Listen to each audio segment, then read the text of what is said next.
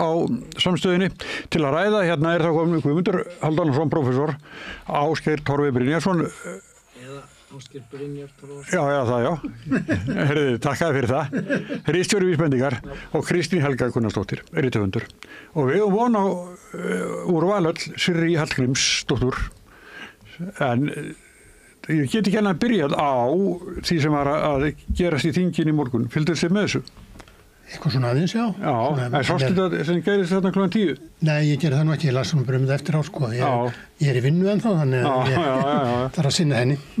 Ég var í sumarbústaðnum með afadrengnum og hérna kom bara í bæinn og heyrði þetta þá í kvöldfréttunum. Já. Þetta eru stóru viðburðir, það ekki? Sagnfræðingur, þetta eru sögulegir tímar. Já, það er, eins og segir, sko, það er ekki ljós hvernig þetta endar, en það var svona að því áðan í fréttunum að þetta svona annarkvort myndi enda með einhvern samkomulagi í kvöld eða þá þessu verið bara slítið á morgun og við höfum sett til. Já, en það er sko, ég tók eftir líka í fréttunum að það verið að tala um þetta, þá sagði Bergþór Ólafsson, sem er svona fyrirliði málþófsliðsins, svona, að hann sagði að varandi fiskveiðifrumvarpið að það væri margt órætt í því og það er búið að ráðstafa núna ræðum alveg fyrir 991. Þannig að þetta er náttúrulega yfirgengilegt og ég hef aldrei, og nú á ég langan fréttamannaferil að baki og fylgst með fréttum lengi, ég hef aldrei séð Alþingi jafn svívirkt. Því miður og þetta er alveg nýjar lægðir og maður er svolítið miður sín. Já, nú kannski ekki vona miklu frá þessum klausturmanni, en það eru margir hérna inni í þessum minnihluta sem halda uppi þessu ofbeldi sem að ég hefði búist meira af, og svo finnst mér líka að þeir sem að þó ekki taka þátt en horfa upp á þetta en eru í þessum minnihluta, þeirra sökur er líka stór að standa ekki upp og bara einhvern veginn halda virðingu. Það er allir búin að missa virðingu þarna. Þetta getur ekki gengið svo lengur þannig að það er komin 2 þing í haust, sko, þannig að þingi heldur bara áfram og hlýðar. Þetta gengur ekki lengur, sko, og það má segja að þetta mál sé, það er svolítið sérstætt þetta mál, sko, því að það er ekkert í þessu sem að svona bendi til þess að fyrstulega þetta sé svona á einhvern nátt vinsælt, eða þetta frumvarp er ekki óvinsælt meðal þjóðarinnar, ef nýtur mikið stuðnings. Það er ekki nein svona stjórnskipunaleg mál þannig svona sem að liggja hann undir, það er ekki eins og þetta sé að lýðveldi fara á hausinn þó að þetta frumvarp er samþykkt. Þannig að tilgangurinn með þessu er ekki alveg ljós og þessi að við viljum semja við ríkisstjórnina, en ég meina ef ríkisstjórnin leggur fram þetta frumvarp væntanlega fullir alvöru og ætlast til þess að það verði samþykkt af því að telur það sé réttlátt og hefur sjálfur sér ekki neitt að semja, þannig að þá veltum við fyrir sér hver er þá tilgangur með þessu, til hversi eru þeir að þessu og þetta bara hreinlega getur ekki gengið svona að þetta verður að ræða málin en þetta er ekki umræður, það er standa og flytja saman frumvarpið trekk, það er ekki ég er svo ályktum sveitastjórna hér og þar í landið, þetta er ekki umræða. Nei, er þetta ekki augljós afhjúpun á því að það er bara verið að sýna sig fyrir kvótagreifunum og þetta í raun og veru mála afhjúpar svolítið. Það sem þeir eru vanir að hafa haft völd og láta það sýnast eða þykjast, núna afhjúpast það í þessu að það er þarna bara verið að gæta hagsmuna þessar örfáu svo ég vitni bara í forsætisráðherrann, þetta er ekki mín skoðun greining, en hérna örfáu fjölskyldur sem eiga hér réttin til að veiða og bara, sko, ég hef lent í því að þurfa að vera að reyna að útskýrta fyrir prófessorum í Skandinavíu, hagfræðiprófessorum sem að bara skilja ekki hvað máli snýst í, sko, samkvæmt kenningunum er það alveg augljóst að upp í 95% eða 99% skattlagningu á umframarði, auðlindarentu, þá áttu samt að vera tilbúin í að halda áfram að því að þú fær þá allavega 5% gefins eða 1% og þannig er verið að breyta þess úr, ég man ekki hverja tölunar eru og það fer eftir afla og tegundum, en einhver úr 22% í 33% sko, og það er bara Verið að taka réttaríki og snúa því á röngum. Já, það það nefnilega sem svo áhugavert sko, þetta náttúrulega alveg gríðalega markaðsherferð sem búin að vera í gangi fyrir okkar peninga á vegum þessara risa fyrirtækja í sjávarútvegi og hún byrjaði náttúrulega með þessum skrýtna auglýsingum öllum sem voru náttúrulega þannig að þeir skutu sig í báða fætur en markaðsherferðin heldur áfram núna og inn á sjálfu Alþingi og akkurat þetta að það ekki einu sinni í umræðinni að þetta náttúrulega bara allt of lág leiga og þeir mega bara prísa sig sæla vegna þess að þetta rétt dugar fyrir kostnaðinum af greininni fyrir ríkissjóð. Þannig að það líka alveg ótrúlega mögnuð markaðsherferð sem að snúa þessu þannig upp að Grétar Már Jónsson sem var þingmaður og hann sagði á þingi núna í þessari vikveldi að það færi eitt á milli mála að þeir sem var að halda þessu málþófi áfram, þeir væru bara í taumi frá LÍU og hann fekk að móðgust margir í salnum. Svo Lilja Rafney Magnúsdóttir sem í atvinnuveganefnd og margreyndur þingmaður og ég spurði hann, hún var hérna og ég spurði hann út í þetta og hún sagði að það fer bara ekkert á milli mála. Það fer bara ekkert á milli mála að það sem sagt þrýstingurinn kemur úr Borgartúni 35. Já sko þegar svona málþóf fer fram þá þetta flokkarnir fyrst og fremst fulltrúaflokkarnir fyrst og fremst að tala við sína kjósendur. Það eða sína stuðningsaðilega, við getum orðað að þannig. Þeir eru ekki að tala við þjóðina, þeir eru ekki að tala við aðra þingmenn og þeir eru, vonandi ekki bara að tala við sjálf á sig, sko. Þannig að það eru örugglega telja þeir að með þessu þófi sínu öllu saman að þá séu þeir að höfða til einhverjar sem að styðja það, hvort sem að það þá þeirra kjósendur eða þeirra fjárhagslegu bakkarlar. Þannig að því þetta hefur engan tilgang, þetta gjörsamlega tilgangslaust, þetta bara kemur leiðinda andrúmslofti á þingið og skapar þá þetta viðhorf til þingsins að þetta sé tilgangslega samkoma sem auðvitað mjög hættulegt. Og líka einmitt þetta vekur svona siðferðilega spurningar, það svo augljóst að þessi hópur ekki að vinna fyrir almenning í landinu. Hann þarna að keyra einhverja rútu fyrir örfáa auðmenn og þá spyr maður sig hvert Alþingi komið að þarna séu ekki fulltrúar fjöldans.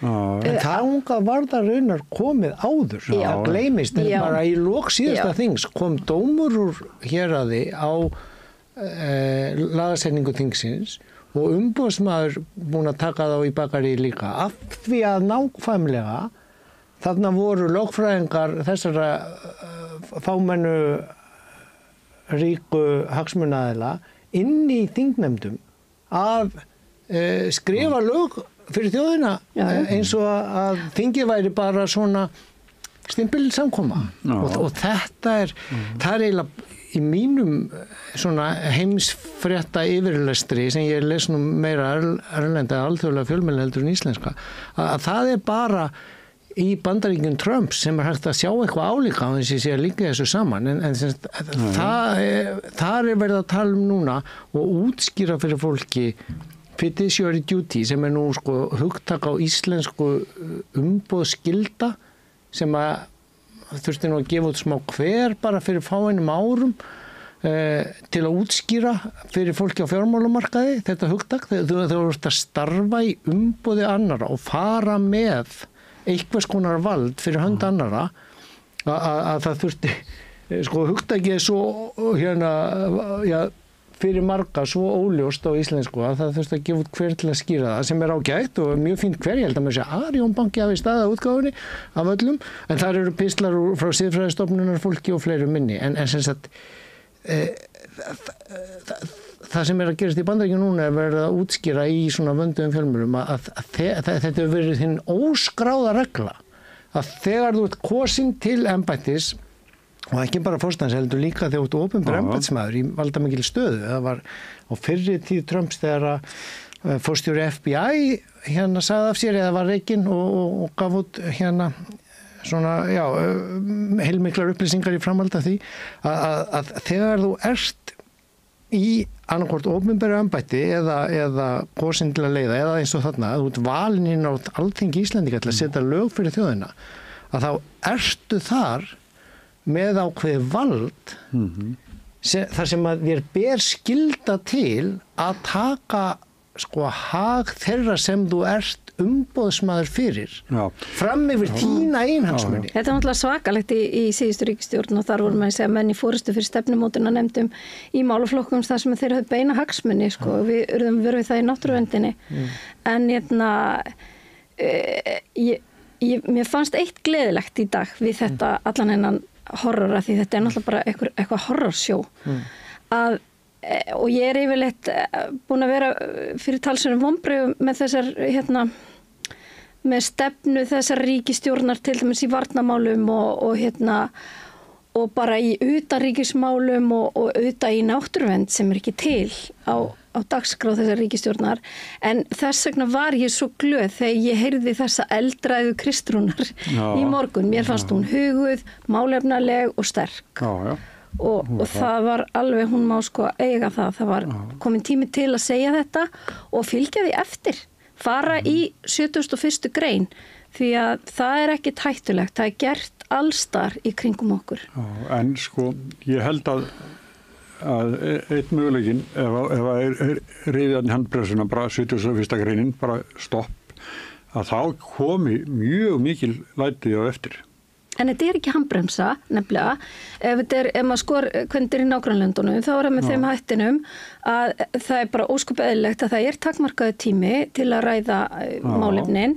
Þingflokksformenninni koma sér gjarnan saman það hversu langan tíma þarf í hvert mál og það eru alls ekki allir sem er að tjá sig öll mál. Til dæmis bara hvað margir í breska þinginu ekki 800 já, ég meina það geti ekki allir staðið upp þar og þá eru það kannski gjarnan þeir sem eru konum í sérfræði þekkingu eftir að hafa leitt ykkur nefndir og unni ykkur málaflokkum.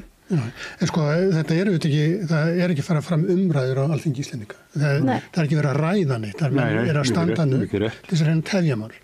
Og ef þú ert að tefjamál, þá er það spurning, eða þetta á að vera lýðræðislegt, til hvers? Og hvert er þá þitt lokatakmark? Og þegar það virðist eina lokatakmarki virðist vera að knýja ríkisstjórnina til þess að hætta við eitt af sínum lykilmálum sem hún hefur bæði þingmeirihluta fyrir og líka stuðning meðal almennings að það er auðvitað ekki lýðræðislega aðgerð þannig að þá auðvitað er lítið annað að gera heldur en að stoppa þessu ósköp að því eins og segi, þú getur ekki með 2 þing í einu, það er ekki hægt að 157, ég man ekki hvað þetta þing sem er núna og 158 saman sko, þetta þarf að enda og það kemur þing saman aftur, það munar nú ekki miklu þegar við tala um orkupakkan því að þá sem sagt sömduður í júní að fresta þessu fram í lok ágúst og svo voru bara 2-3 dagar og svo var það bara mál í búi og það getur vel verið að það verði eitthvað þannig núna að eitthvað svipað gerist sko, en þetta þarf einhvern veginn að enda og þetta er ekki gott að þurfa að grípa til svona neyðarheimils eða hvað sem við kallum það og þetta á ekki að þurfa að vera neyðarheimil, hann er eiginlega tiltölulega ný komið þessi neyðarheimill.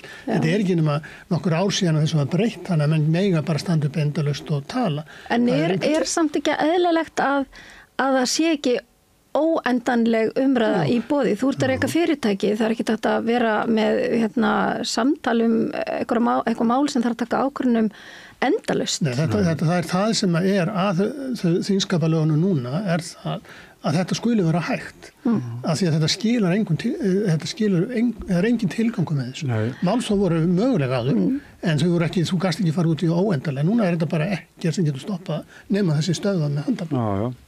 En það hlýtur að fara að koma að því, ég veit að ég er búin að tala við þingmenn í stjórnarliðinu og svona hinn almenni þingmaður hann vill þetta, hann vill bara drífa í þessu. Ég meina, við erum hundlegar á þessu, þetta sko hvað ég aftur líka í alþjóðlegu samhengi sko, það er ómögulegt að útskýra þetta fyrir skandinavískum vinum mínum, það er fólk að koma inn í ferðalögum til landsins og svona og spyr hvað er frétt af Íslandi og sko, fólk sem er vant eðlilegum þingum í Skandinavíu sem eru þó lík okkar að það bara skilur ekki hvaða fátækangur þetta er og það er ekki hægt að útskýra á erlendu tungumáli og það er ágætnistest, andrasnæðstesti sko, ef þú lendir í vandræðum og heyri sjálfa þig, þeir að segja tóma vitleysu, þú ert að segja það á ensku eða sænsku eða að þá getur verið nokkuð örgur að það er eitthvað sér íslenskt rugl í gangi og vandinn hins vegar núna sem að menn hafa ekki upplifað áður að Google Translate getur þýtt allt, þannig að sko erlendir fjárfestar til dæmis, ég hef sagt þetta nokkuð sinnum hér á borðinu áður, við ýmis málvarðandi fyrrum forsætisráðherra og fjármálaráðherra sem var hérna lengi, sem gerði, sem hafði áhrif á að fæla frá og þetta mál getur alveg eins líka haft þau áhrif að því þetta sko ekki bara eitthvað sér íslenskt rugl og einstaka útlendingar sem kominga og maður lendir í að spjalla hvað sé helst á baugi í fréttum og þarf að fara að útskýra svona rugl, heldur þeir sem kann að byrja hvernig með löggjöf á landinu og breytingar og því og svona. Já, það getur bara komið upp, þú veist, eitthvað svona, að þá aftur förum við í flokk með löndum eins og Trump að gera Bandaríkina. Frekar heldur en Evrópulöndum eða það sem hægt að treysta því einhvers konar eðlilegt réttarfar, þingræði, lög og reglur og ósagðir hlutir, ósagðar reglur og að menn brjóti ekki það sem hefur verið sagt eða eru venjur fyrir. Því þannig bara, mér finnst það vera svolítið svakalegu skaði sem hefur verið að gera á svona grundvallarstofnun í samfélaginu, í þjóðríkinu sem að maður einhvern veginn hefur ómeðvitaða virðingu fyrir og einhvers konar lotningu jafnvel. Ég fór á heimsókn í þingpallan úr MR í Kanada og hef gert það á ögurstundum í einhverjum átt að draga fram tilbaka EES-samningin og fleira þess og það. En núna bara vitlýsingar. Þetta á að vera merkasta landsins, þingið, það bara hlýtur að vera. En núna þegar í hruninu þá fór traustið til þingsins mjög mikið niður og það hefur aðeins verið að fara upp aftur, en svo heldur að getur ekki annað en farið niður aftur. Nei. Þetta bara, eins og segir, sko, þetta er bara svo pínlegt að horfa upp á þetta. Já, sko, líka, ég meina, ég er ekki að segja, við erum ekki að reka þetta samfélag sem fyrirtæki, heldur þetta bara samfélag sem við erum að reka saman og alveg eins og ég rek lítið samfélag heima hjá mér með manninu mínu sem er heimilið og við erum öll í einhverjum rekstri að halda utan eitthvað og passa velferð og alls konar. Ég get ekki leyft mér að reka mitt heimili svona eins og þetta fólk hagar sér. Mér var bara hent út ef ég sæti á nóttunni og bladraði svona. Og bara fyrirtæki geti aldrei fungerað svona en bara legur komin á Alþingi Íslendinga þá mátt bara hagar eins og vitlýsingur. Er það bara leyfilegt? Já, það er sko, þetta er náttúrulega miðflokkurinn sem var bókun 35 og sem var sem sagt í efsta sæti yfir lengd þingfunda, en nú er þetta komið fram yfir og þar er miðflokkurinn svona aðaleikarin, þannig að þetta er fyllt heim svolítið mikið. Já, orkupakkin, það var það, þeir ráku það gegn öllum öðrum á þinginu. Þeir voru líka á frægum bar og sita allir ennþá inn á þingi eftir að hafa í raun og verið brotið sko á þjóðinni bara siðferðislega. Nei, Gunnar Bragi er ekki.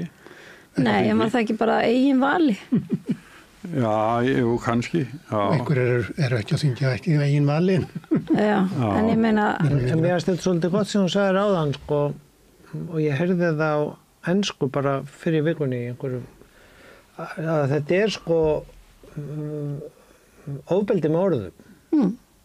Og ekki bara það sem ég gerði á Klausturbar, heldur þegar það farið að nota ræðustól Alþingi svona eins og hann er notaði núna, þá má allavega færa rök fyrir því. Þetta sé konar verbal abuse er enska orðið sem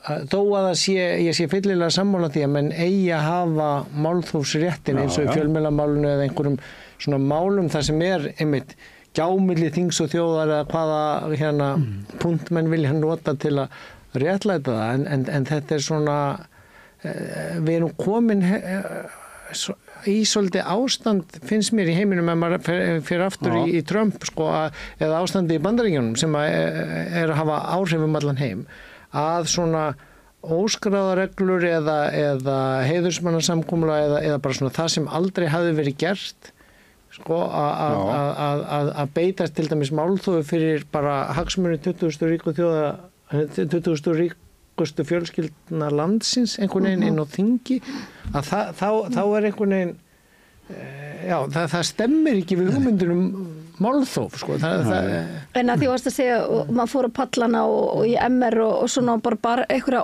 óttablandna virðingu fyrir þessu fólki þarna og það var komið þarna af því að það hafði einhvers konar burði til þess að leiða þetta samfélag að þá einmitt bara upplifði ég ofbeldi á að hlusta á orðræðuna hafði hlusta á þessi samt eða þessar ræður þær eru já, þetta var bara þvættingur og eins og menn var að tala úr svefni og bara bull og vitleysa og það er fólk á launum sko við að velrita þetta og gefa þetta út ég spurðist fyrir viku síðan að þá átti starfsfólk þingsins eftir að ganga frá 2311 ræðum Já, ekki bara þessu, en 2311 ræðum. Ég ætla að fara að kíkja á ræður á þann og lesa það sko, en það er ekki búið að koma að minna því að það er ekki búið að velita það. Og einhverjir af þessum þingmönnum hafa í gegnum tíðina gert athugasemdir við listamannalaun til dæmis og ég vil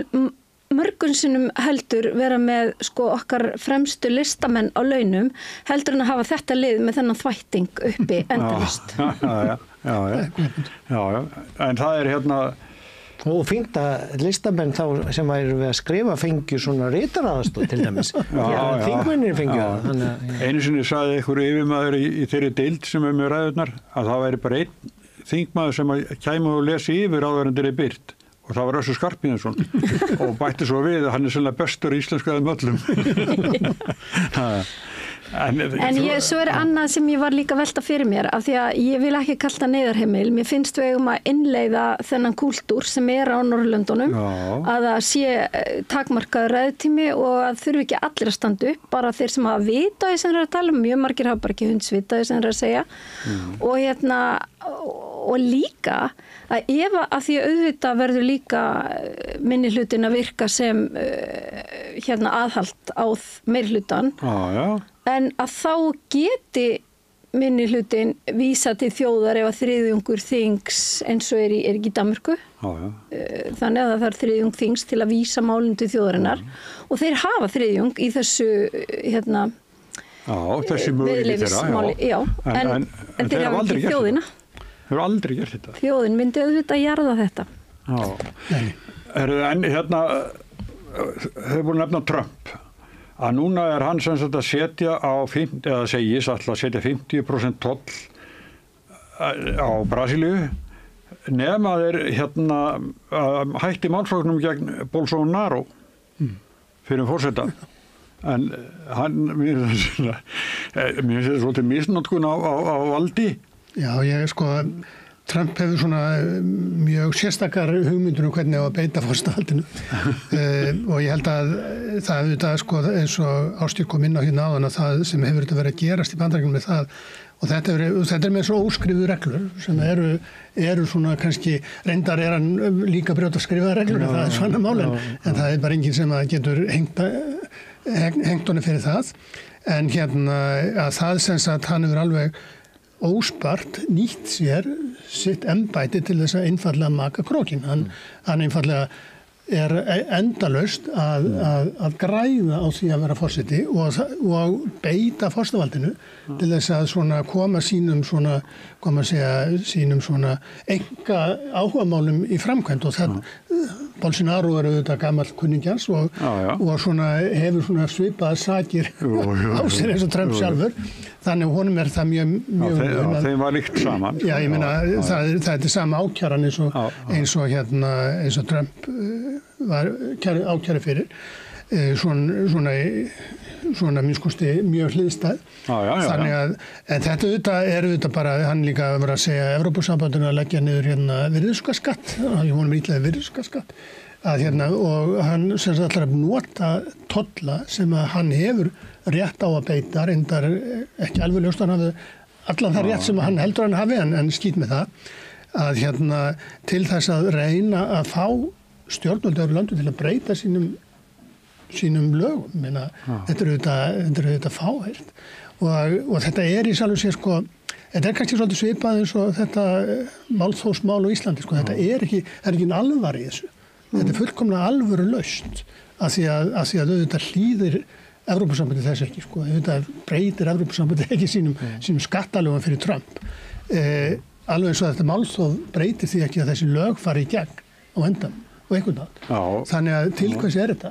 Þetta þó einhvers konar sjó fyrir einhvern sem ég ekki alveg sem ég okkar til ekki hver jú, kannski veit ég það.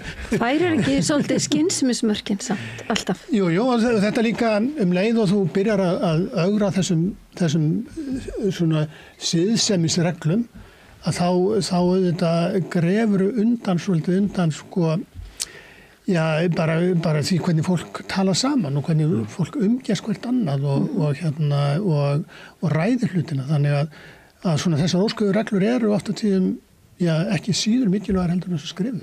Já, og venjuvæðir kannski þessar rugluðustu hugmyndir, svona normaliserast. Okkur bæst nýr gestur? Já, ég að mæta á seint? Ég held ég að mæta 8:30. Nei, þetta Við heldum að Sirri var að koma. Surprise! Já. Nei, ég sverða, hann skrifaði 20:30. Hvenær vildu þið fá mig? Fyrst var 19:30 og svo var 19:50. En við skulum ekki gera mál úr því hérna í beint útsendingu. Við erum búin að fara Mæting klukkan 20:30. Smári. Sagði Smári. Ég er saklaus. Já. En við erum búin að tala svolítið náttúrulega ágangin í þinginu. Já, ég get rétt ímynda mér þegar ég er búin að sitja hérna í klukkutíma. Nei, hálftíma. Já. En sástu þetta í morgun þegar Kristrún hélt ræðina sína? Ég sá það, heldur betur. Og hvað fannst þér? Já, mér fannst þetta bara óttalega svona hádramatískt leikhús sem að þarna fór fram. Ég held að dramatíkin hafi verið dálítið langt umfram tilefni fannst mér. Já, ekki bara út af því sem að Hildur gerði kvöldi áður, heldur bara ekki. Hvað langt á milli til dæmis í veiðigjaldafrumvarpinu? Já, en allt eitthvað tal að verja lýðræðið, Orustanum Ísland sagði... Já, lýðveldið, ég bara átta mig ekki alveg á þessu. Ég myndi halda að það væri talsvert alvarlegri hlutir en eitthvað málþóf sem hefur þekkst lengi. Þetta er aðalega veiðigjaldafrumvarpið, það hefur kannski verið eitthvað í bókun 35 en náttúrulega hvergi nærri þessu. Við hefum það kannski bara eftir. Já, ég ætla ekki að spá fyrir það. En máli er það þurfa að vera málamiðlanir. Það virkar ekki bara þannig að meiri hlutin ræður og ég fæ það sem ég vil. Þingræði virkar að það er ástæða fyrir því að við erum þetta fólk að mæta í vinnu sem er í stjórnarandstöðu. Að þegar síðan það kemur þessu þinglokum þá eru alltaf málamiðlanir. Þú hefur séð fjölda forsætisráðherra, þú hefur séð í þinglokum þar sem verið er að taka mál aftur heim í hérað og uppfærið og svo framvegis. Það var ekki venlega innan stjórnarinnar síðast. Voru einhverja málamiðlanir við stjórnarandstöðuna í síðustu 7-8 En það er nú ofta, og það er nú alveg mjög algengt að séu málamiðlanir á milli líka við hina flokkana. Ég meina Katrín Jakobsdóttir var gangandi á milli manna í málamiðlunum, ekki bara í stjórninni. Það er ekkert víst að allar málamiðlanir fljótu upp á yfirborðið. Nei, en ég held að ríkisstjórnin er búin að gefa alveg út að veiðigjaldamálinu, þar verður ekkert samið. Það ætla bara að fá það í gegn. Já, og þar erum við að tala risastórar kerfisbreytingar og maður heyrir það að þarna inn á þinginu, ég upplifi ekki stjórnarandstaðan sé á móti því endilega hækka veiðigjöld, en það er hvernig þetta er gert, hversu hratt þetta er gert, hversu mikill andstöðu þetta hefur mætt hjá sjávarútvegssveitarfélögum. Þau eru öll með tölu á móti þessu frumvarpi. Maður hugsa hvers vegna ekki bara staldra aðeins við. Þetta kjörtímabil er 4 ár. Þetta ár er rétt byrjað. Hvað gerði þetta fólk þegar til dæmis Akranes, Þingeyri, Flateyri, Patreksfjörður, Hólmavík, Hvammstangi, Skagaströnd og svo áfram austur mistu allt frá sér í þessu? Þá var það bara þannig. Og þá sagði engin eitt, heldur bara einhverjir seldu kvótan bara og fóru með penningin og samfélögin þau fyrirverandi þá sjávarútvegssveitarfélög. Þá var ekki búið að stofna hagsmunasamtökin? En þú veist, þetta ekki spurningum á að hækka veiðigjöld eða ekki, að það að banna einhverjum að hækka veiðigjöld. Málið þarna bara frumvarp og ég búin að skoða það óbúslega vel sjálf. Ég búin að fara í útreikningana. Ég komin að þann stað að þið geti hendið með verði, kílóafjölda og ég skal reikna út veiðigjald fyrir ykkur. Ég komin þangað. Ég búin að liggja yfir þessum útreikningum. Þetta kallar eftir að þið fái lengri aðlögunatíma að því áður en það verður lagt á. Nei, ég kalla bara eftir þetta frumvarp sé betur unnið. Það bara skítamixið sem á sér þarna stað inni í þessu tæknilegum atriðum á bakvið, þau eru engu lík og í stað þess, ég segi bara af hverju ekki að segja bara ok, það fyrir þessa 5 tegundir sem eru síld, kolmunni, þorskur, ísa og makríll, að af hverju ekki bara að segja, ok, þetta viðmiðunarverð sem við erum með hérna núna, það erfitt að verðilega geta rétt. Þau eru í mestu vandræði með þessi norsku verð, þau eru í vandræði með, búin að gefa einhvern afslátt af makrílum sem samt ekki nægilega mikið miðað við þær upplýsingar sem hafa borist við verðmæti hans. Þetta eitthvað svona, það erfitt að finna, það getur engin staðin upp og sagt þetta hið eina rétta verð. Segja bara, við trúum því að það viðmiðunarverð sem við erum að miða við, sem þessi lína sem OECD hefur lagt og hvaðina, við teljum að fyrir þessa 5 tegundir að þá sé þetta vanmeta það. Og af þeim ástæðum ætlum við bara að hækka veiðigjalda hlutfalli á þessar 5 tegundir. Gera þetta bara clean cut, ekki vera að fara út í það að breyta verðunum, lenda síðan í því að það komi keðjuverkandi hækkun á allar aðrar tegundir líka út af því og þá fara þeir í það að stoppa í það gat með því að miða við gamla verðið í kostnaðinum á gömlu tegundunum og þannig að þá ertu alltaf á aðra höndin að koma gamla verðið og nýja verðið og hagnaður reiknaður sem mismunar af þessu tvennu. Þú ert nú hagfræðingur, þetta meikar engan sens, þetta tóm tjara og það færi betur á því að þau myndu bara fara með þetta frumvarp aftur, vinna það aðeins betur og koma með það seinna, ræða betur við sveitafélögin, koma með áhrifamat gagnvart sveitafélögunum, þannig að það eru gríðarlegir hagsmunir og það eru ekki að tala um einhverjar ríkar fjölskyldur, við erum að tala um brothættar byggðir á landsbyggðinni. Þetta bara ábyrgða hlutur og ég bara skil ekki hvað þessi ríkisstjórn forhert í því. Ég skil það að vissu leita því að þau eru búin að vera svo digubarkarlegar yfirlýsingar að þau bara get ekki bakka. Þetta orðið spurning um ego, þetta ekki orðið spurning um neitt réttlæti. Ef það væri eitthvað réttlæti þá myndu þau segja, við kannski bara skoðum þetta aðeins betur. Hleypum hérna mikilvæga málum í gegn sem allir eru að vinna að og allir eru samtaka ekkert málþóf, klárum þessi mál, vinnum þetta bara aðeins betur og gerum þetta í meiri sátt. Þú talar alveg eins og þeir í málþófinu. Það? Ég lærum að þetta var hlusta á málþófinu. Ég er búin að hanga náttúrulega vandrarlega mikið hérna niður í þingi, kannski úr samtuna. Mér fannst í byrjun og hljómaði að varst að kalla eftir að þið þyrst að því að mantran er augljós hérna hvaðan sem hún kemur, hvort sem hún kemur úr kjallaranum á Valhöll eða kjallaranum hjá LIU, þú veist að allir segja við erum ekkert á móti veiðigjöldum og svo kemur af hverju og þetta með ekki vera svona mikið og svona hratt og þá bara fekk ég, núna ég var að hlusta flashback í hérna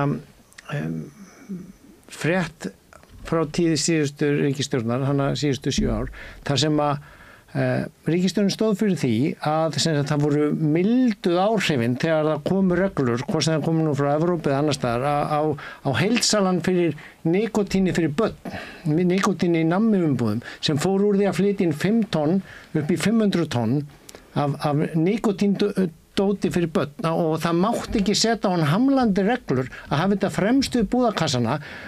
Hann var búinn að fara úr hagnaði af 5 tonnum upp í 500 tonn og það voru svo íþyngjandi reglur sem ríkisstjórnin var að setja á og mikið tapa hagnaði fyrir heilsalan að því var frestað 5 ár eða 3 ár að hann þyrfti nú að fylgja heilbrigðisreglunum frá Evrópu að ekki hafa nikotínpúða með mentólbragði í umbúðum með litríkum fígurum fyrir börn. Finnst þér þetta sambærilegt við sjávarútveg? Hann skaðlegur börnum heilbrigði þegar þetta tvöfalda skattlagningu? Ég var myndið þess að frétt þú varst að segja að hann má alveg hækka veikur, það bara má ekki gera það svona mikið og svona hratt að því þau þurfa að ná að kalibrera hvað þau fjárfesta nú í af einhverju öðru til þess að draga það frá eða finnst þér þú sem hagfræðingur ekki eðlilegt að í fjárfestingar þungum félögum eins og sjávarútvegi að þú ætlar að fara í svona stóra skattahækkunar aðgerð að þú viljir mögulega taka því skrefum og gefa þeim einmitt aðlögunartíma vegna þess að þetta spurning fjárfestingu, þetta spurning nýsköpun, svo margt. Ég bara sem hagfræðingur búin að sjá hvernig bæði sjávarútvegurinn búin að nýta sér nýsköpunarstyrki hins opinbera og grænvæðingarstyrki hins opinbera, peningur ríkissjóð til að skipta út einhverjum gömlum búnaði og hins vegar hefur þurft að vera að reyna að útskýra fyrir erlendum hagfræðingum sem hafa verið fengnir til viðtala í aðra fjölmiðla. Og þeir skilja bara ekki því allir viti í öðrum löndum að auðlindarenta, þú átt að vera að sætta þig við allt upp í 95% skatt á hana að því þá færðu allavega 5% frítt, hér verið að hækka þá 23% upp í 32%. Og hver auðlindarentan í sjávarútvegi? Hver hún? Hversu mikil? Hversu hátt hlutfall af arðsemi sjávarútvegsfélaganna auðlindarenta og eru sjávarútvegsfélög almennt með meiri arðsemi heldur en aðrar iðngreinar? Já, við sjáum það bara hvernig þau eru búin að vera fjárfesta í majónesi og keksverksmiðjum og öllum mögulegu. Þetta er bara helst fréttum Ríkisútvarpsins og fín yfirferð Inga Freys þar. Sko þið eru að taka einhverja mjög afmarkaða og fyrir þetta það er ekkit að því að fjárfesta í einhverjum öðrum greinum en stóri fjárfestingarliðurinn hjá þessu félögum er ekki í einhverjum keksverksmiðjum og rugli. Það er í tækjum, þeir hafa haft svo ruggmikinn hagnað að þeir viti ekki hvað er að fjárfesta að kaupa majónes og keks. Hefurðu skoðað það? Já. Það hefur ekki verið ruggmikil arðsemi og hún er mjög sveiflukennd. Þetta er mikil á þetta. Það er að koma svo mikið að þolinmóðu fjármagni núna inn í samfélagið í formi til dæmis hótelbygginga út allt land sem eru að rísa jafnvel á mjög umdeildum stöðum. Til okkar hjá Landvernd leitar fólk sem er í vandræðum undir Eyjafjöllum við bakka Tungufljóts út allt af því að það er komið þolinmótt fjármagn þar sem á að reisa bara 400 manna hótel og öll þessi spö og allt þetta og þessi peningar koma inn úr akkurat þessum risafyrirtækjum sem að geta látið svona malla og samfélögin eiginlega þannig að það er ekki jafnvægi í stóra samfélaginu sem er bara allt landið og þetta fjármagn það í rauninni þetta eru ekki háar fjárhæðir sem vera að rukka þessa grein og þetta er leiga og þetta er bara eins og ég hækka húsaleguna hjá mér eitthvað aðeins bara til þess að tvöfaldar hana nei, ég þarf að hækka hana kannski til þess að borga hita, rafmagn og alls konar svona af eigninni. Þetta er ekki 70% sem við erum að tala Þetta er tvöföldun. Það er eitthvað á reiki, eitthvað starf þar bil, en það er gríðarleg hækkun á skattheimtum. Þetta er tvöföldu veiðigjalda og svo greiða þau skatta og annað ofan á það. Þetta er og þið sjáu það að þarna eru fyrirtæki sem eru að stíga fram, sem segja bara við munum ekki skila hagnaði. Við munum ekki skila hagnaði. Það er veiðigjöldin. Þau munu dragast frá sköttum. Þetta er kostnaður við rektu fyrirtækisins. Já, það er einmitt máli. Veiðigjöld eru ekki tekin af hagnaði félagana. Eins og það er ekki þannig að það er eitthvað fyrirtæki sem skilar þessum hagnaði og svo er tekið prósenta í veiðigjöld af því.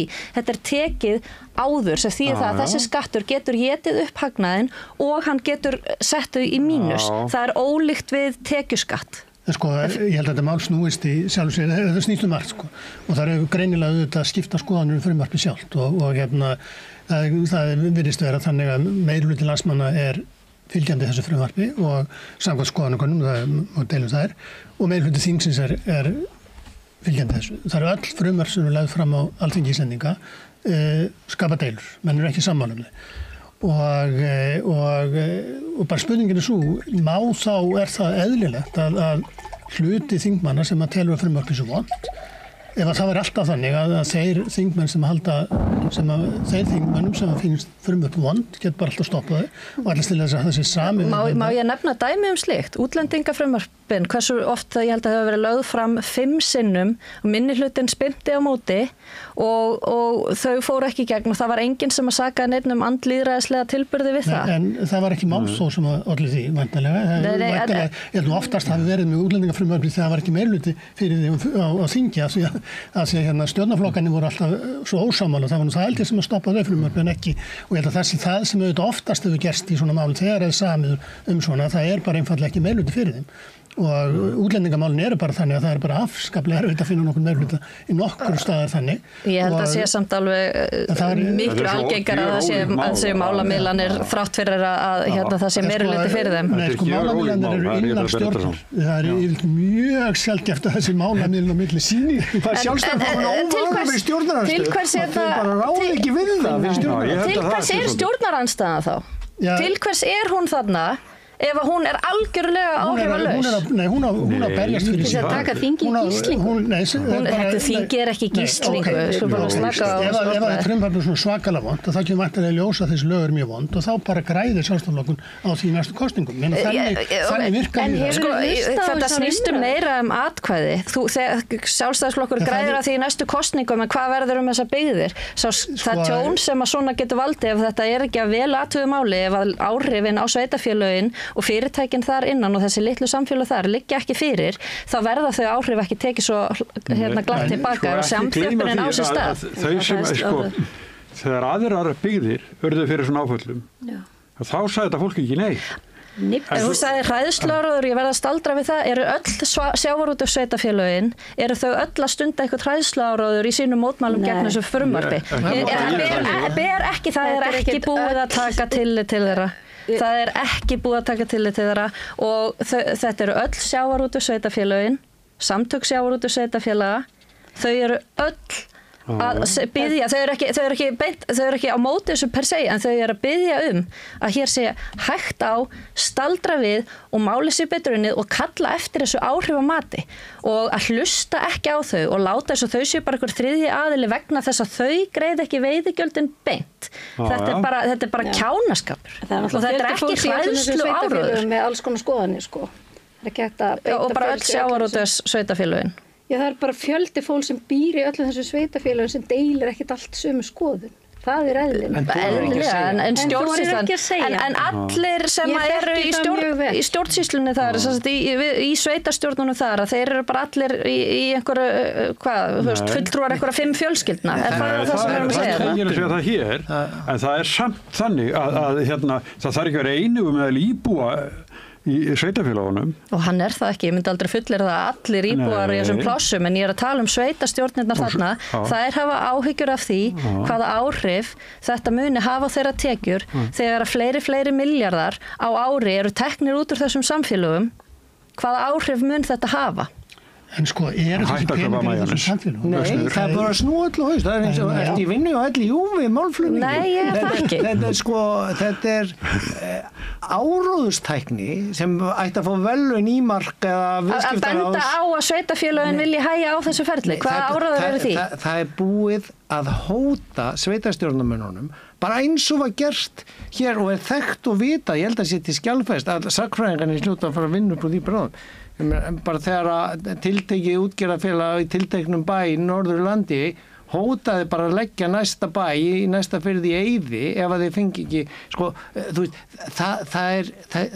þetta aftur sýnir völd peningana sem eru komin út fyrir svo mikinn þjóðaborg á Íslandi. Og sveitarstjórnir sveitarfélaga, þau eru undir þessum áhrifum, bara öll í sínum umsögnum. Það búið að beita þeim í að hræða þau til þess og það búið að nota RÚV til að kalla saman einhverja svona afkáralega og hópfundi í beinni útsendingu þar sem að sko verið að keyra þennan málflutning í gegn meðan að staðreyndin eru þær að sveitarfélögin tapa ekki fjárfestingu. Það margbúið að fara yfir þetta í greinum vísbendingu og fleiri miðlum. Það eru fyrirtækin sem að þurfa að borga hann 7% meiri skatt úr 23% upp í 31% eða 8-9% af sinni heildarrentu, þú veist, og meðan að erlendir prófessorar skilja ekki okkur þetta ekki 30, 50 eða 70% eins og í Noregi á olju eða fiskeldi sem var verið að setja þetta á þú veist, í Noregi núna, mjög sambærileg gjöld, að þar engin af þessum stórgrósserum, hvort sem það eru oljufélögin eða fiskeldisfélögin sem vogar sér að fara í fjölmiðlana og halda út í einhverjum áróðum það að þeir muni bara hætta fjárfesta í Norður-Noregi ef að þeir fá ekki minni skatt á sig. Þú veist, ég hef reynt að útskýra þetta. Þú veist að fyrirtæki sem skil ekki arði, þau hætta að fjárfesta. Þau hætta rekstri, þau loka það kemur ekki til grein. Þessi fyrirtæki þau halda því sínu skipum og sínu fristúsum og annað, það er ekki verið að bara ríksa og burtu alla peningana. Þjóðin veit að þetta er áður. Þetta er ekki, ég er ekki að segja öll fyrirtæki loka, en það eru fyrirtæki og það eru bara útreikningar sem að liggja fyrir, sem að eru að lenda neikvæðu megin við línuna, þau eru að fara að skila tapi. Miða við síðustu ár. Þetta er bara svona, ég meina, þið getur hlægið bara. Þetta er alveg það búið að þetta er eins og við erum eins og sem í málþófi í þinginu. En Guðmundur Hálfdanarson, prófessor, hann er farinn, hann þurfti að mæta í fréttatíman hjá RÚ, held ég. Hinn í sjónvarpsstöðinni, já. Hinn í sjónvarpsstöðinni, já. Og en við getum ekki að tala aðeins umhverfismálin og Garpsdalinn. Garpsdal. Það sem er búið að gefa heimild fyrir. Kristín Helga, þú ert umhverfisinni mikill. Já, ég sit í stjórn Landverndar og við erum bara með alveg ótrúlega mörg mál að borði núna og það er bara eiginlega einhvern veginn svona eins og sumarið í tíminn fyrir alls konar svona vitleysu og þessi yfirlýsing frá orkuráðherra, ég vil nú ekki kalla hann umhverfisráðherra, þjóðin hefur nú verið án umhverfisráðherra mjög lengi, en yfirlýsingin hans sem að hann styðji og mæli með því að Garpsdalur fær nýtingaflokk sem vindorkuver er náttúrulega alveg sturlað vegna þess að í fyrsta lagi liggur ekki fyrir heildar orkustefna vindorku í landinu og það er lengi búið að kalla eftir henni og hún liggur ekki fyrir á meðan eru einhver á 50 vindorkuverkefna einkafyrirtækja erlendra sem að liggja á borðinu og allt í einu dettur honum í hug að mæla með Garpsdal sem bara í fyrsta lagi er ekki ákjósanlegasta hugmyndin af öllum þessum sturluðu hugmyndum vegna þess að Garpsdalur tilheyrir nú Reykhólasveit og er bara afskektur, það er ekki innviðir þar fyrir hendi, það er langt í tengivirki og þannig að það er gríðarlega dýrt verkefni. Þar að auki eiga þessi vindvirki að rísa þessi kljúfar upp á í þannig hæð að margir sem tilþekkja vel hafa gert gríðarlega bara alvarlega athugasemdir við að þarna sé of mikill vindur. Þannig að það var mjög einkennilegt að heyra hann mæla akkurat með þessu verkefni í fyrsta lagi bara að hann væri yfir höfuð að mæla með einhverjum verkefnum þegar það liggur engin stefna fyrir og svo grípa þetta. Þannig að maður hugsa bara ónýttilega læðist að manni svona óþægilegu grunar sem búið að lofa fólki einhver staðar en auðvitað liggur svona fámennt sveitafélag vel við höggið. Þú ert ekki hrifin af Jóni Páli, umhverfisráðherra? Nei, ég er það ekki. Ég líti ekki á hann sem umhverfisráðherra og í rauninni er það þannig á þessum síðustu tímum að við erum bara bæði sem land og þjóð og líka bara sem heimsbúar stöndum fram fyrir því að loftslags- og umhverfismál eru mikilvægustu og alvarlegustu mál allra tíma núna sem við lifum og við erum ekki með sjálfstætt umhverfis- og loftslags- og náttúruverndarráðuneyti og þannig að og við höfum ekki haft það lengi og það er gríðarlega mikil þörf á því núna og sérilega af því þessir málaflokkar sem eru þarna á sömu hendi bara orkuráðherra talar við sjálfan sig í spegli þegar hann ákveður hvað verður umhverfismálin þarna er alltaf konflikt og það væri bara skítskárra ef það þarf að tróða umhverfismálunum í einhver skúffu en auðvitað er þetta það stór málflokkur að hann á bara sér ráðuneyti skilið, að þá væri bara skítskára hann væri inn í heilbrigðisráðuneyti til dæmis og eðlilegra. Hvað segir þið þetta? Þetta er hérna ég satt í deilumál framtíðarinnar. hópi 3 í rammaáætlun 3 og svona til að brúa yfir umræðana sem vorum með áðan virðingu þingsins að sú rammaáætlun sem að við gengum frá skýrslunni 2016 satt onni í skúffu eða ég veit ekki hvort það var í nefnd eða í ráðuneytinu eða hvar í áraraðir. Þannig að það var nú ekki meiri virðing en svo fyrir sérfræðingavinnu þá en sem sagt síðan var drifið í að því að og úr því varð síðan skyndilegur orkuskortur að því ekki það hefur verið gert í hérna áratug eða svo í virkjunarmálum en hérna þar eru 4 faghópar og svo er gerð áætlun og svo er sett í 3 flokka, nýtingaflokk, verndunarflokk og svo er þessi biðflokkur sem að hérna er þá hugsaður til framtíðar eins og ég skildi en ekki í einhverjum samningum inn í ráðuneytinu eða inn í þinginu að taka í og úr hérna biðflokki og setja í nýtingu nema að þú væri þá búin með allt í nýtingunni sko. en þannig er svona bara lógisk hugsun út frá hérna. En vantar okkur ekki meira rafmagn? Nei, til þess að gera gagnaver, það er nú bara í Hagstofu tölunum síðast, til þess að gera gagnaver fyrir Ísraels menn að hérna að vinna úr, að rekna hvernig þeir hitti börnin nákvæmlega beint á milli augnanna með skotin sín. Það er helsta fjárfestingin á baku hagvöxt á Íslandi, er gagnaver Ísraelsmann á Íslandi. Það er auðvitað örugglega orkuskort. Það kom athugasemdir fyrir þessa ræðu. Já. Er það ekki? Við þurfum meiri orku. Það er bara þannig að hérna, það hlæja bara mér, það er alltaf læg. Nei, það er bara góður hópur. Við þurfum meiri og ég hef orðið. Umræða væri liðin, meiri segja forstjóri Landsvirkjunar hættur að tala um orkuskort. Það er allir einhvern veginn aðeins farnir að róa sig þar vegna þess að þetta snýst bara að gefa garðan og hérna alltaf að fylgja eftirspurn. Röðin á tröppunum, hún klárast aldrei. Við þurfum meiri orku til þess að lífskjör aukist að það þarf hagvöxtur aukast að það þarf verðmætasköpun aukast og við þurfum orku. Við getum ekki verið í þessu ástandi.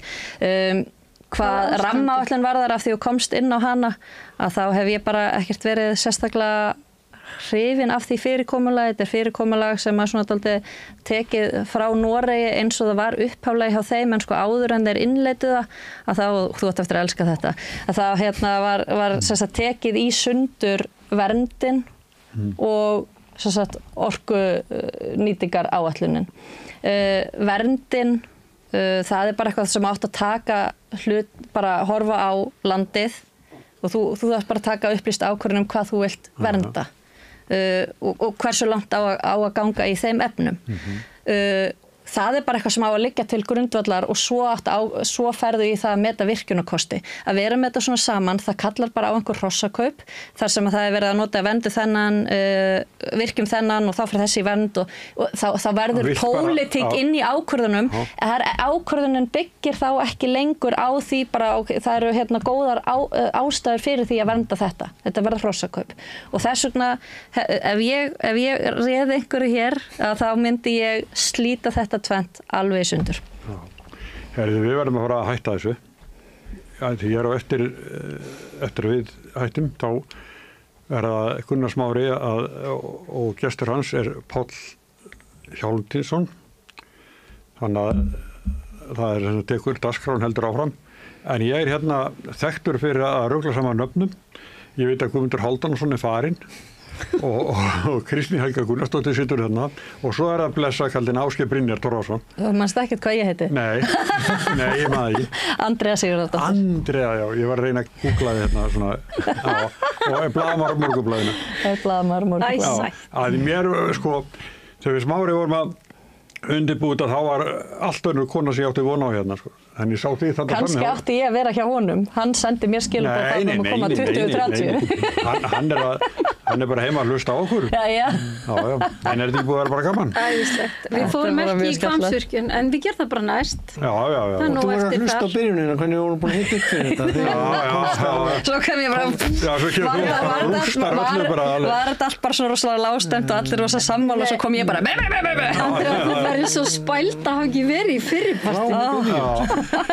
En þetta er búið. Takk ykkur fyrir komuna og ykkur sem horfðuð á okkur og það er eftir Páll Hjálmtýsson og Gunnar Smári Egilsson. Þú ert að hlusta á Samstöðina. Róttækt sjónarhorn á atburði dagsins.